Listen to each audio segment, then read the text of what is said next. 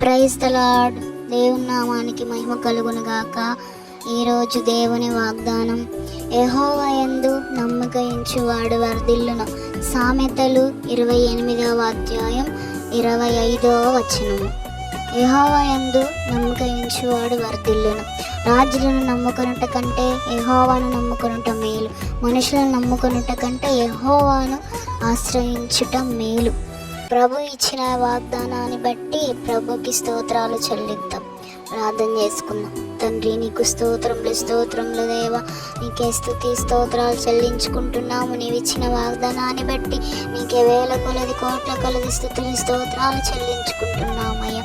ఇదిగో నా తండ్రి, యెహోవా యందు నమ్మక ఉంచువాడు వర్ధిల్లును అంటున్నామయ్యా.